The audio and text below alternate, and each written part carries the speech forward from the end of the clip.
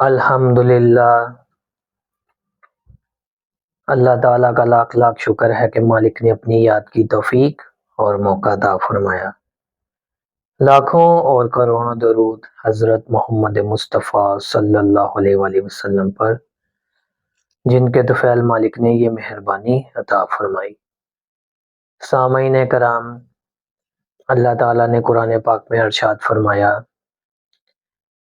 اور فرشتوں نے عرض کیا، اے رب، کیا تو اس کو پیدا فرما رہا ہے جو فساد کرے گا اور خون بہائے گا؟ ہم تو تیری تسبیح بیان کرتے ہیں تیری حمد کے ساتھ، اور تیری پاکی بیان کرتے ہیں۔ اللہ تعالیٰ نے فرمایا، جو میں جانتا ہوں وہ تم نہیں جانتے۔ اور اللہ تعالیٰ نے آدم علیہ السلام کو تمام چیزوں کے نام بتائے، پھر ان کو فرشتوں کے سامنے کیا اور فرشتوں کو حکم دیا کہ بتاؤ یہ کیا چیزیں ہیں اگر تم سچے ہو۔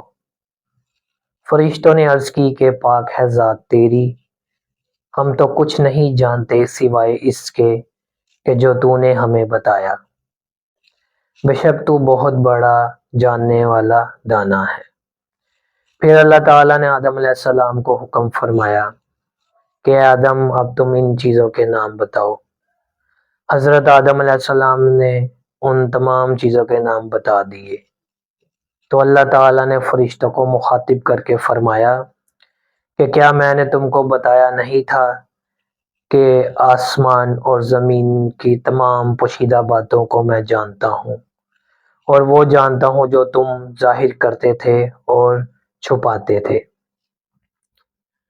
سامعین کرام، اللہ تعالیٰ نے اس ارشاد پاک میں انسان کی تخلیق کی تاریخ بیان کی ہے، اور یہ اس لیے بیان کی ہے کہ انسان کے لیے یہ سمجھنے والی چیز ہے کہ وہ اس کو سمجھے، اس حقیقت کو، اس تخلیق کو، وہ کیا چیز ہے، وہ کس وقت پیدا ہوا اور کیوں پیدا ہوا۔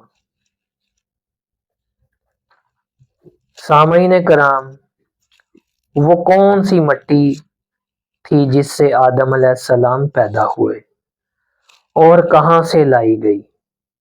اللہ تعالیٰ نے جب یہ فیصلہ کیا کہ آدم علیہ السلام جس کو دنیا میں بھیجنا ہے، اس کو بنانا ہے، تو اس وقت جبرائیل علیہ السلام آدم کے بت کے لیے مٹی لینے گئے۔ زمین نے کہا، میں آپ کو خدا کا واسطہ دیتی ہوں کہ مجھ سے یہ مٹی نہ لے جاؤ۔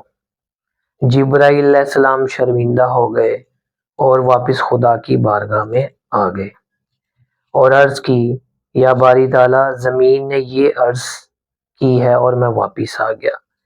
پھر اللہ تعالیٰ نے میکائیل علیہ السلام کو حکم فرمایا کہ جاؤ زمین سے مٹی لے کر آؤ، اور جب زمین سے مٹی لینے لگے تو پھر اس نے کہا، میں آپ کو خدا کا واسطہ دیتی ہوں، اور وہ بھی شرمندہ ہو کر واپس چلے گئے۔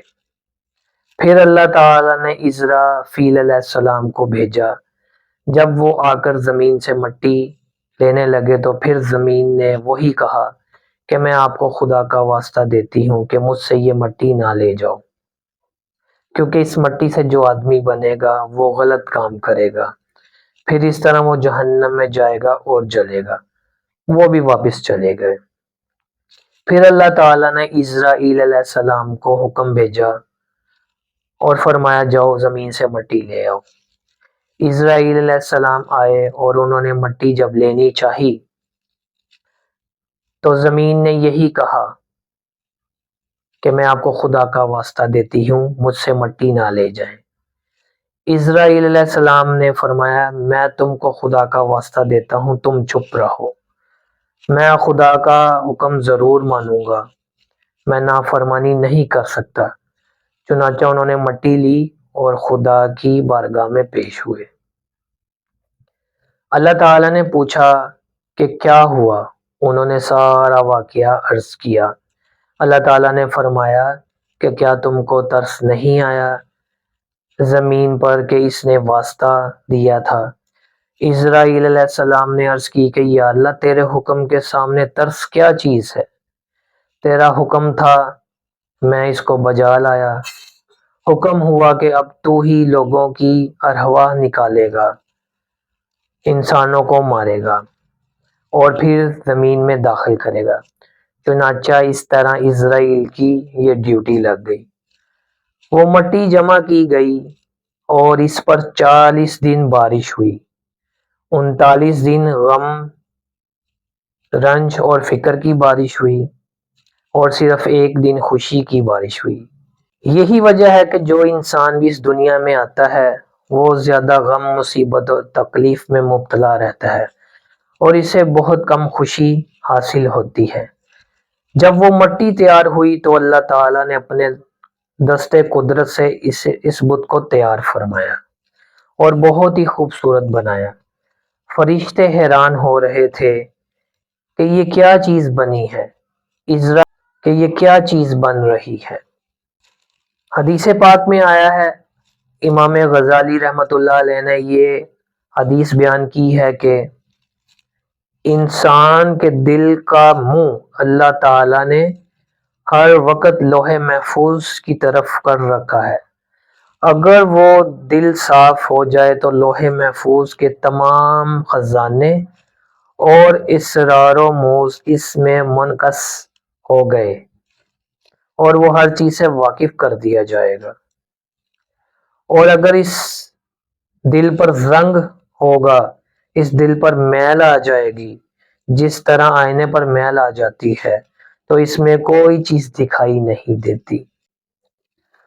سامعین کرام، مفسرین نے لکھا ہے کہ نبی پاک صلی اللہ علیہ وسلم سے علم حاصل کر کے آدم علیہ السلام کو 7 لاکھ زبانیں سکھائی گئیں، 1000 پیشہ سکھایا گیا اور قیامت تک جو چیز آنے والی ہے وہ سب کی سب بتا دی۔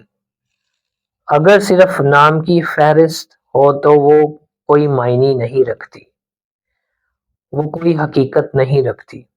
اللہ تعالیٰ جو سکھا رہا ہے، اللہ تعالیٰ جو علم دے رہے ہیں، اللہ تعالیٰ جو ان کو سبقت اور شرف عطا فرمانا چاہتا ہے، جو ثابت کرنا چاہتا ہے کہ اس کا یہ تقاضا تھا کہ کوئی چیز اس کے علم سے باہر نہ رہے، ہر چیز سکھا دی جائے۔ چنانچہ ایسا ہی کیا گیا۔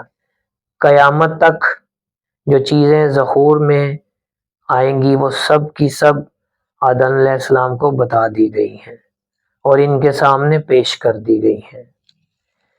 اس بنا پر فرشتے حیران ہو گئے کہ یہ کس قسم کی عظیم شخصیت اللہ تعالیٰ نے پیدا فرما دی، جسے ہم صرف مٹی کا ڈھانچہ سمجھتے تھے۔ اس کے علم میں تو ہر چیز ہے، جبکہ ہمیں کوئی علم نہیں۔ اس سے یہ بات ثابت ہوئی کہ اللہ تعالیٰ جو چاہے وہ کر سکتا ہے۔